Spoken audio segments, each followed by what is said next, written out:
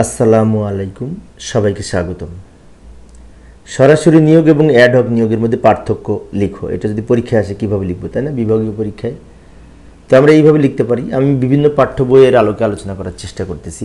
লক্ষ্য করি, সরাসরি নিয়োগ হলো একটি প্রতিষ্ঠানের শূন্য পদের জন্য সময় মতো কার্যকরী খরচের সবচেয়ে যোগ্য প্রার্থী খুঁজে বের করে তা নির্বাচন করার একটি প্রক্রিয়া।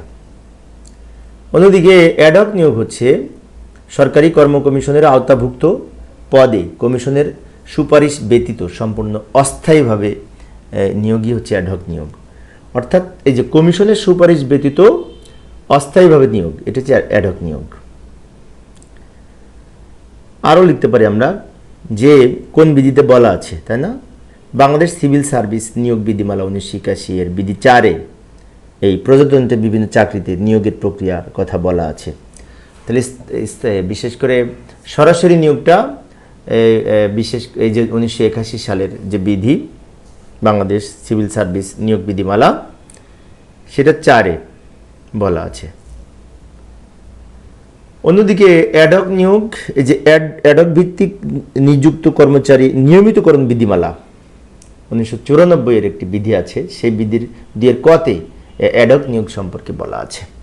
অর্থাৎ এই যে 1994 যে বিধি, তার 2 কতে অ্যাডহক নিয়োগ সম্পর্কে বলা আছে, আর 1981 সালের বিধি 4-এ এই সরাসরি নিয়োগ সম্পর্কে বলা আছে। তাহলে বিধিতে কি বলা আছে সেটিও আমরা পড়লে বুঝতে পারবো, তাই না? আচ্ছা, তো এটা মূলত 5 মার্কসের জন্য লেখার জন্য আরও লিখতে পারি আমরা। সেটি হচ্ছে যেমন সরাসরি নিয়োগ প্রক্রিয়া একটি প্রতিষ্ঠানের শূন্য পদের জন্য নিয়োগ দেওয়া হয়, আর অ্যাডহক ভিত্তিক নিয়োগ প্রক্রিয়া কোনো কারণে কোনো একটি বিশেষ কারণে নিয়োগ দেওয়া হয় বা বিশেষ কাজের জন্য নিয়োগ দেওয়া হয়। সরাসরি নিয়োগপ্রাপ্ত কর্মচারীরা মূল পদের দায়িত্ব পালন করে, অ্যাডহক নিয়োগপ্রাপ্তরা ভারপ্রাপ্ত পদের মতো দায়িত্ব পালন করে। সরাসরি নিয়োগপ্রাপ্ত কর্মচারীদের পদ নির্দিষ্ট হওয়ার পর সেটি বিলুপ্ত হয় না। অর্থাৎ সরাসরি নিয়োগপ্রাপ্ত কর্মচারীদের পদ কিন্তু বিশেষ করে বিলুপ্ত হয় না, বিলুপ্ত করা যায় না। কিন্তু অ্যাডহক নিয়োগ নির্দিষ্ট সময় পর বিলুপ্ত করা হয়। সরাসরি নিয়োগের বিষয়টি নির্ভর করে প্রধানত পাবলিক সার্ভিস কমিশনের সুপারিশের উপর।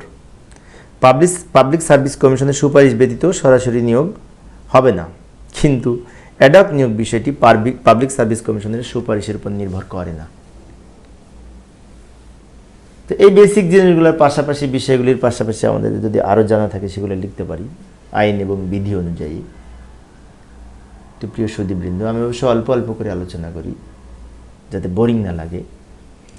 তো পরের সেশনে কি আলোচনা করবে একটু দেখে যাই।